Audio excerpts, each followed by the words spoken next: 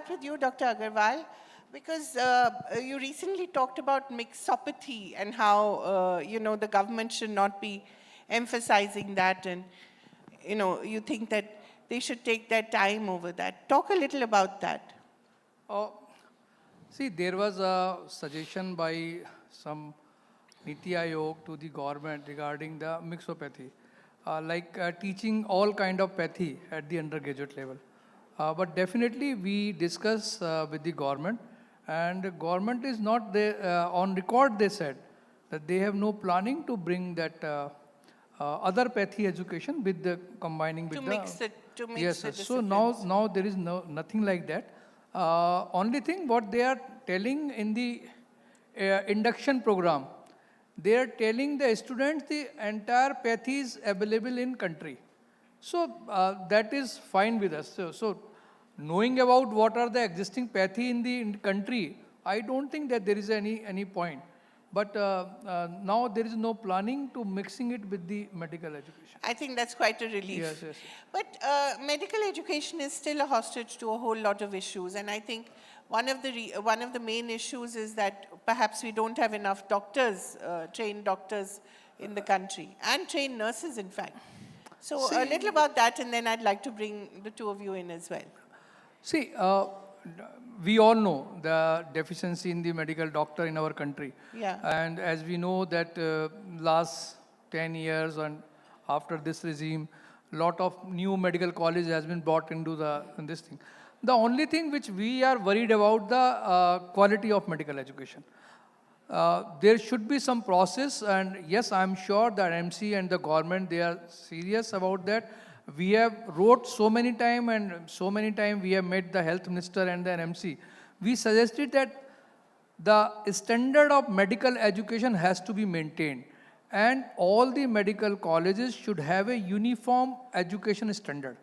Otherwise, if we don't fix the standard and standardize the medical education, the output will not be the same.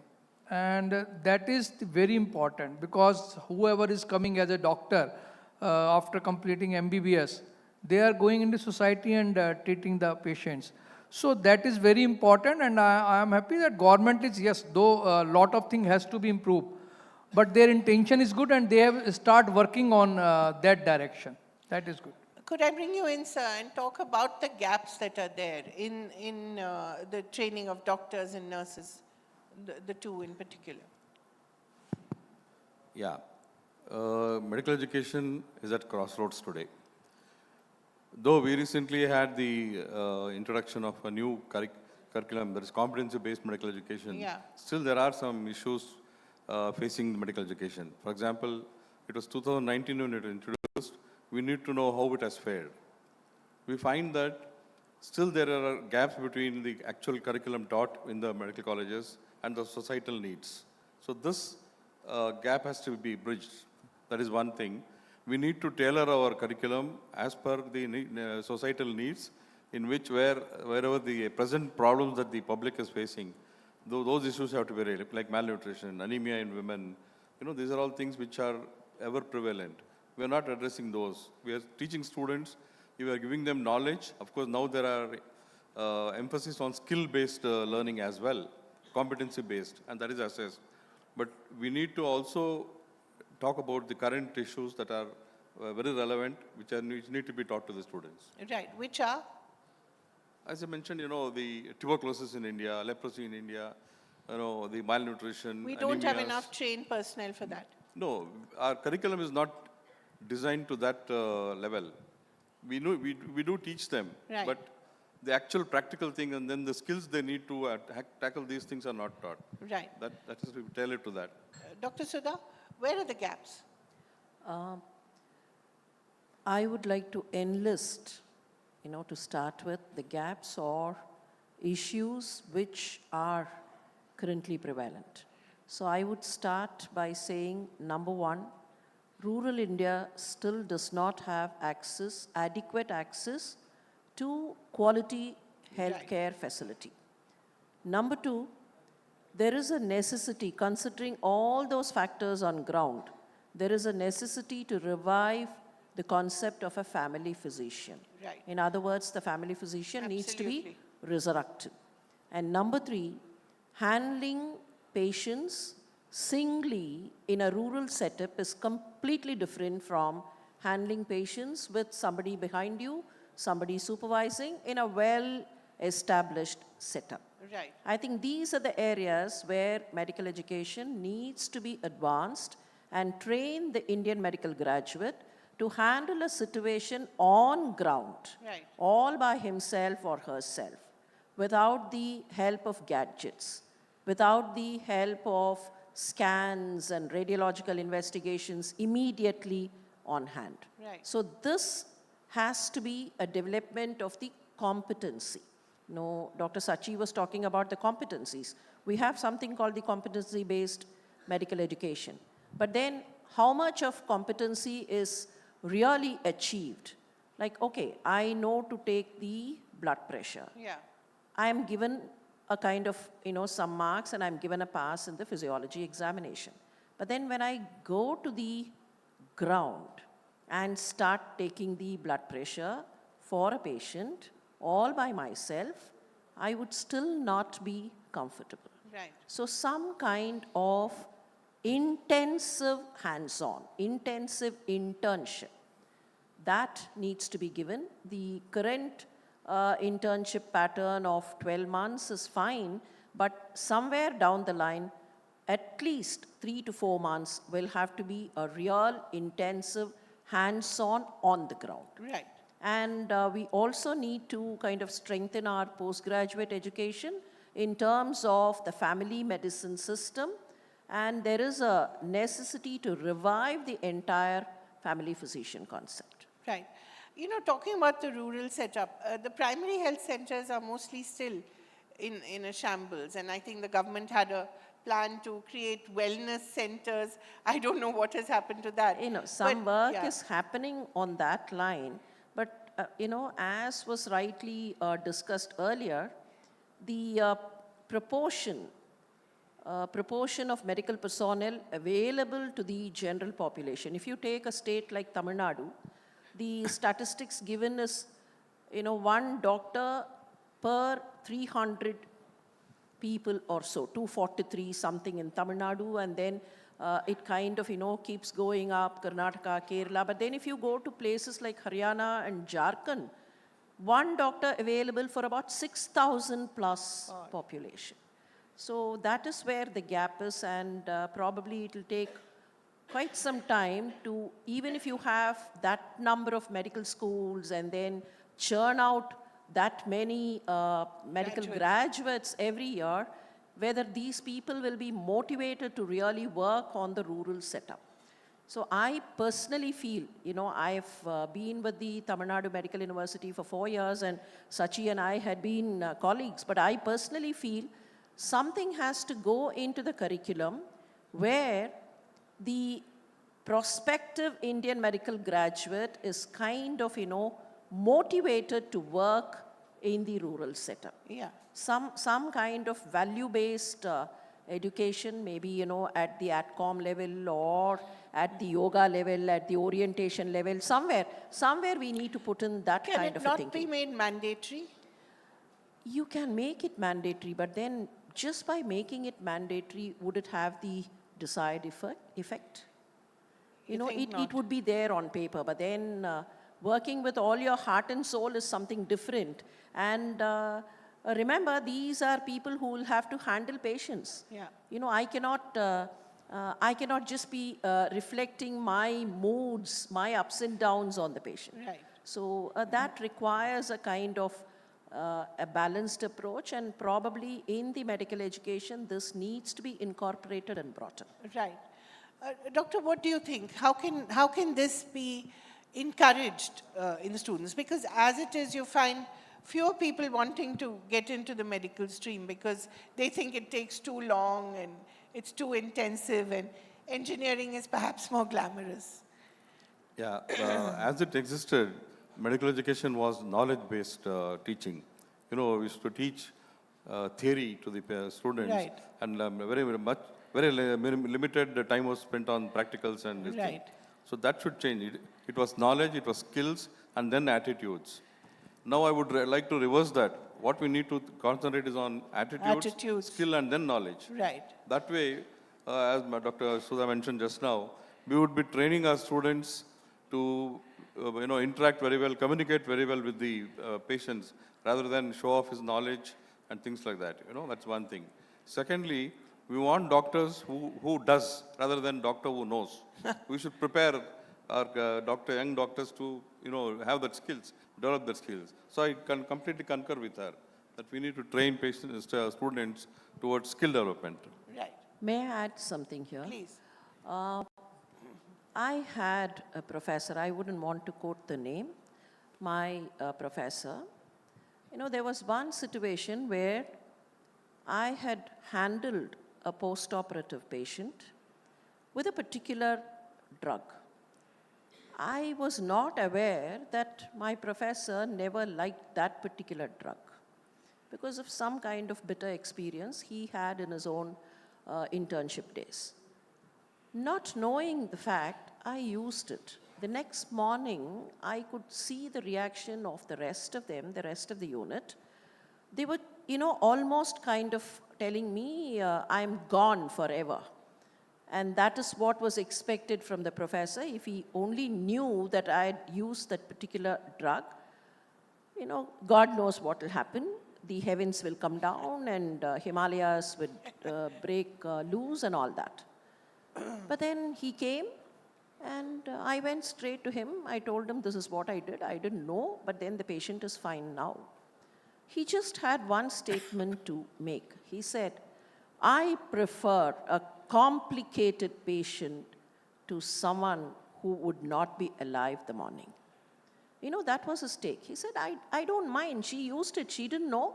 She used it, but then the patient has survived. Right. If only she had not used a drug just because I did not like the drug, Right. I might not have the patient Alive. in life and death, in life and flesh this morning.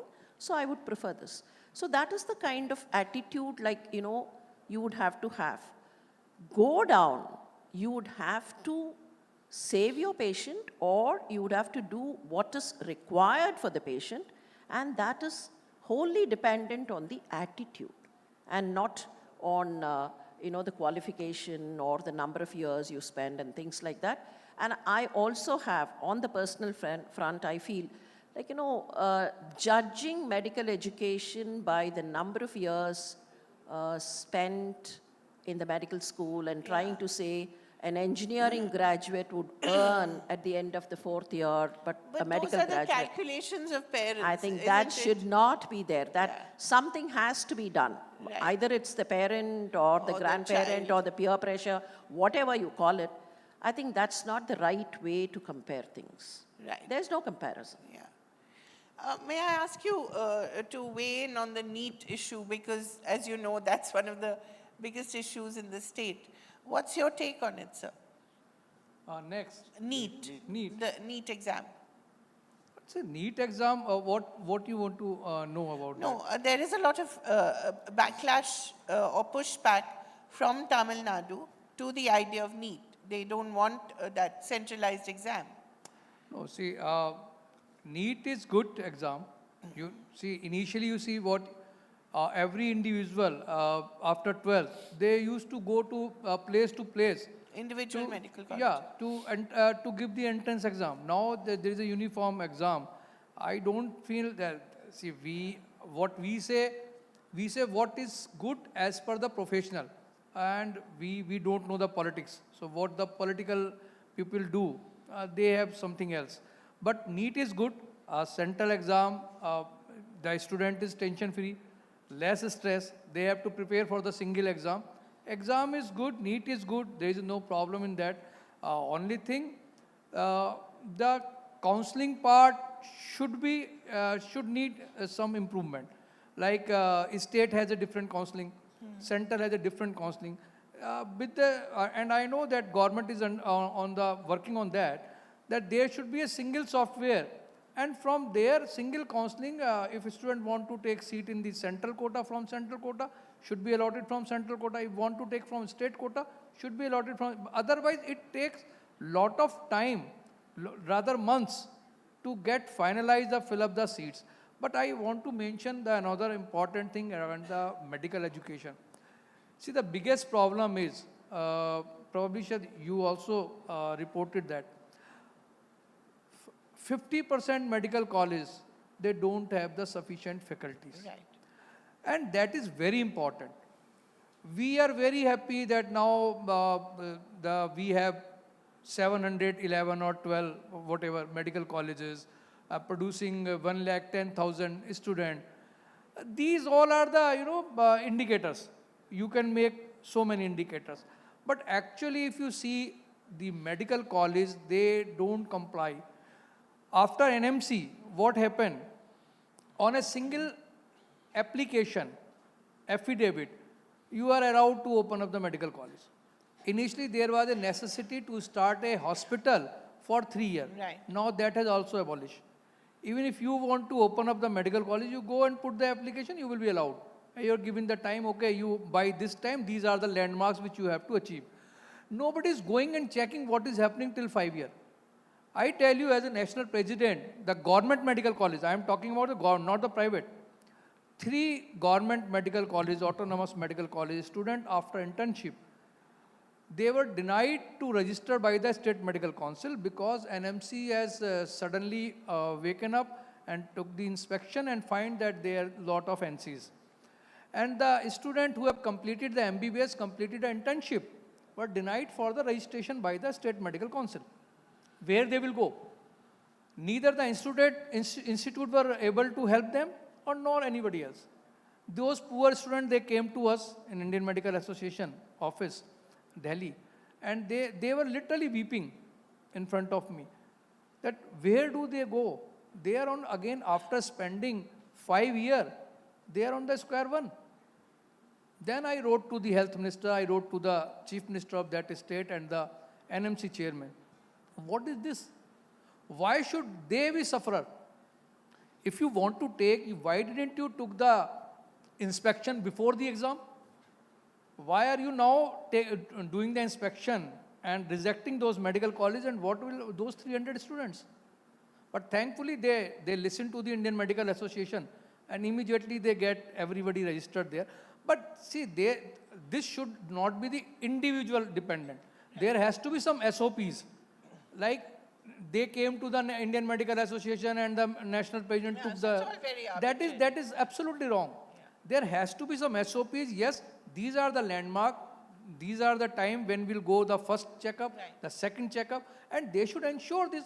You see, you are the newspaper. You do the some survey across all the corner, not on the one particular state, and see what are the fallacies. They are not having the appropriate faculty there, and slowly and slowly they are keep on minimizing the eligibility of the faculty per student, because to compensate this shortage. This is also wrong. May I ask you to quickly... I'll go back to NEET and then come to this. As you rightly said, NEET is a good exam. It saves the de-stressed student. It saves the trouble of the student writing many exams, and they write one exam, and it's a level playing field. But my personal opinion is equal importance should be given to board exam as well. Like we had earlier, CET, they used to take 50% marks from the board exam, 50% from the entrance exam. That would eliminate 2 things. One is, it will eliminate the coaching classes. Right. The stress and this thing, money spent on NEET exams, training the students to appear for that will be taken away. Second, importance is also given to board exams. Otherwise, students start neglecting that. So this is what is required. NEET is good, one exam is good, give equal importance to board exam. That's true. Secondly, as I said about the faculty deficiency, that's only because that has arisen because of the fact that in the last 10 years or a decade, number of medical colleges have risen. It's almost doubled now. It's about 712 colleges at present, which was around 400 or 350 or something just 10 years ago. So this rapid rise in the medical colleges has given rise to, deficiency of faculty. That is one thing. Secondly, the faculty positions and the teaching profession is not attractive. It is not attractive because the salary given to these doctors are very less. After having put because MD is minimum, MD/MS, which means that he'll take around 8.5, 9 years for the doctor to graduate, postgraduate, and then he gets a very less salary. So it is not attractive at all. The NMC and think tank should think about this thing. They should make it more attractive and try to attract more young doctors. That's one thing. Secondly, they should be trained and then allowed to get into the colleges. Right. There is no formal training at all. These two things should be addressed. Yeah. Dr. Sudha, closing thoughts? Yeah, I think NEET, much has been told, and as rightly told by Sachi, it has to be a balance between the qualifying examination and the kind of bodies. training, because intelligence is something that can be trained. Right. So questions or, the exam should be based on the qualifying examination or the content that goes into the qualifying examination. Now, with regard to the inspection formalities, the number of medical schools and all that, one major issue is inadequate faculty in almost all the preclinical departments. Like, the preclinical departments, especially anatomy, physiology, biochemistry, microbiology, not many takers. And you would have seen last year, in the postgraduate selection, even those who had scored 0 percentile in the NEET were given seats, were given the postgraduate seats in anatomy and physiology. So somewhere the salary will have to be hiked up, number one. Some kind of social security and social status. Dr. Sachi, I would even go on to say the preclinical colleagues are not even respected by their own clinical colleagues. So that's one, kind of a discrepancy that prevails within the system, and that has to be addressed by people who are responsible for running the system. Wonderful. Thank you so much. We're out of time, but thank you very much. I think we've managed to address quite a few things within the short time. Thank you. Thank you so much to all our speakers on stage. A loud round of applause, ladies and gentlemen. At this